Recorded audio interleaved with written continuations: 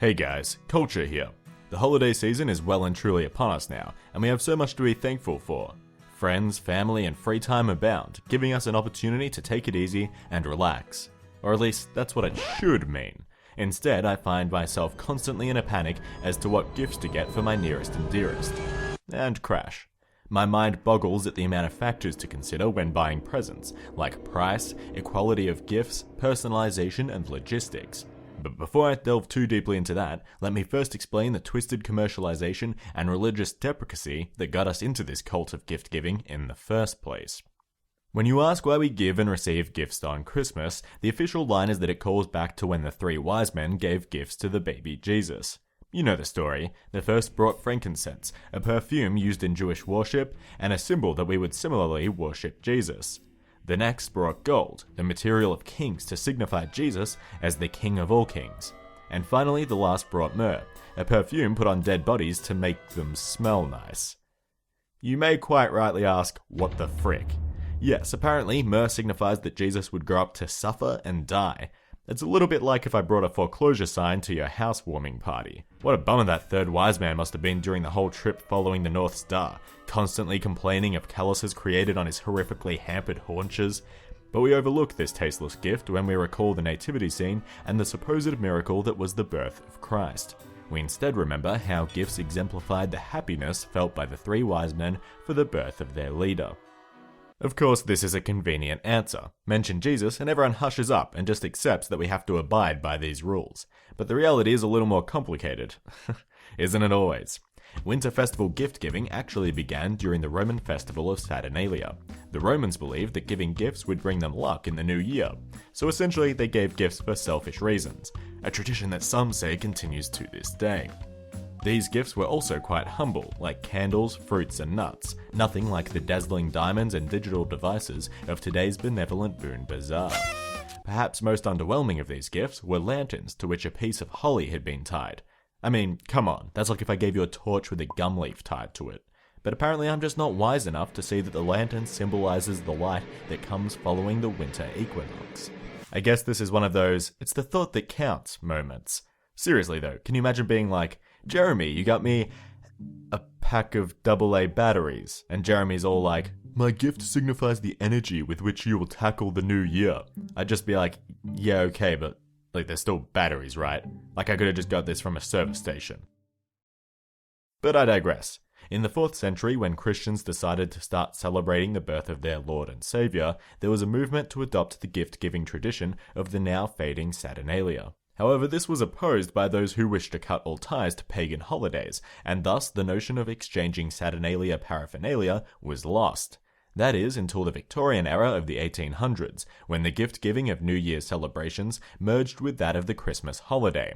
It was at this time that people started saying, oh yeah, it's because, the wise men and stuff. It's totally not because I just want that shiny new penny farthing for absolutely nothing.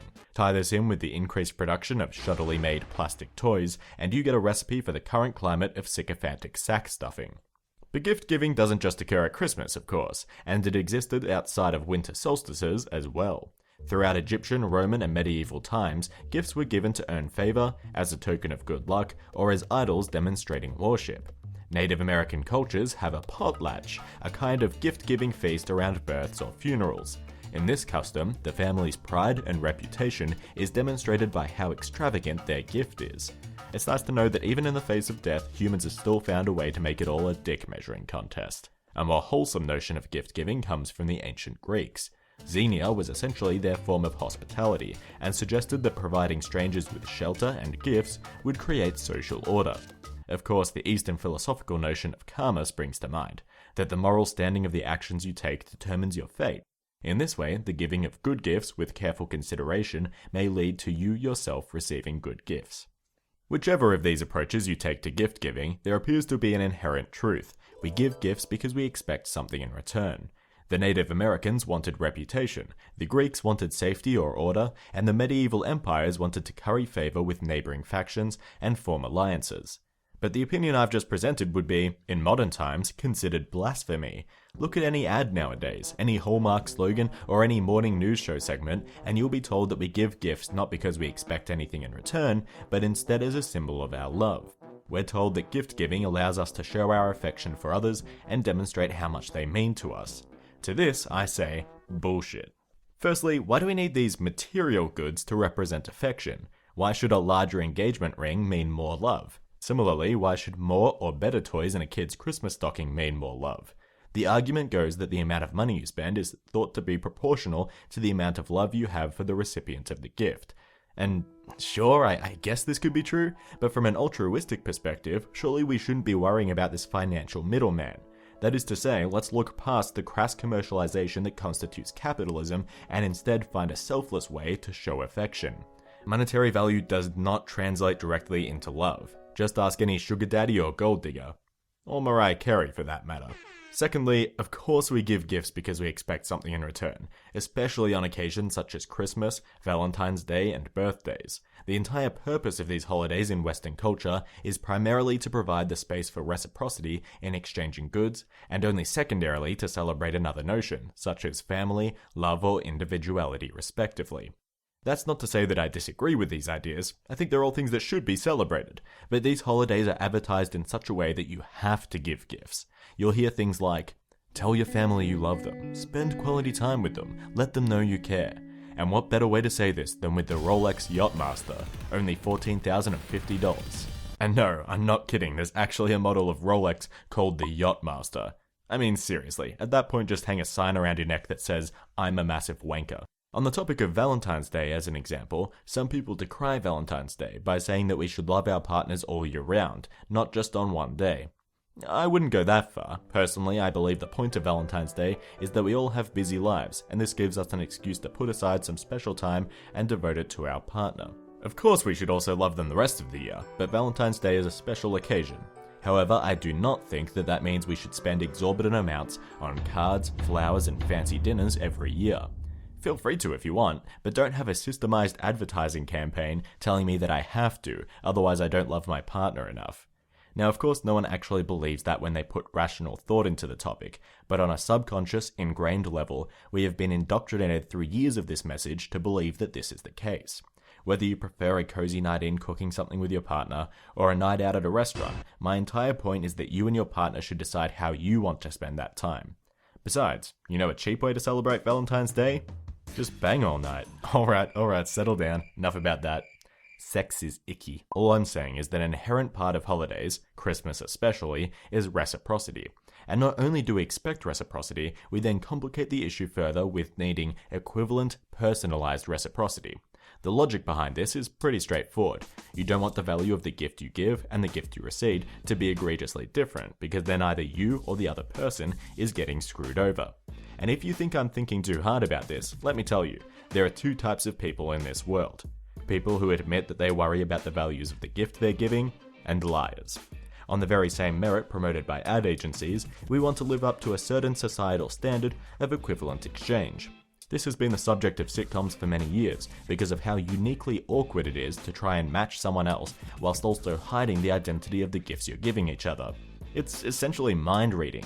Contemporary society expects us to mind read about 4 times every year to buy people gifts. It's ridiculous. But maybe that's unfair. The entire point of this act is to test how well we know the people we love.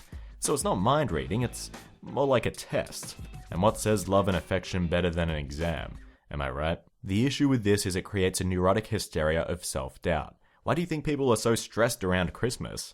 Well, actually there are a lot of reasons for that. People realize they didn't achieve what they wanted to that year, families pressuring their own values onto each other which creates life goal stress, travel between cities and countries, organizing family get-togethers, but unfortunately we don't have time to worry about all of that today. So let's just focus on one factor that we have to deal with in the midst of the rest of these stresses: gift giving. Don't even get me started on shopping centers. Around Christmas time, the Hyperdome becomes the Thunderdome, people elbowing each other out of the way for last-minute shopping or post-holiday bargains. But most of the time, the stress comes from expectations that we feel we have to fulfill. We flit fervently and with fevered ferocity from store to store, trying to find the elusive perfect gift that only really exists in the wet dreams of a billionaire mall owner like Rick Caruso. But this is distracting us. It's not about some holy grail of gifts. It truly is the thought that counts. As much as I ripped on that saying before, the purpose of the saying is that we shouldn't aim for material goods to represent our emotions. My personal new philosophy on gift giving, where possible, is to get something which is emotionally grounded. Frame a picture of you and your siblings for your mum to keep, or make plans to spend time with a friend by going on a trip together. But most importantly of all, try not to care so much about the gift-giving aspect of a holiday like Christmas. Relax, chat with people about trivial nonsense to keep it lighthearted and keep the gift buying simple. Or, failing that, just go to Maya and get a personalized jar of Nutella. Thanks for listening to my asinine rant. If something about the gift-giving season agitates you enough to get you typing, then feel free to vent in the comment section below. Follow Culture Crush on social media!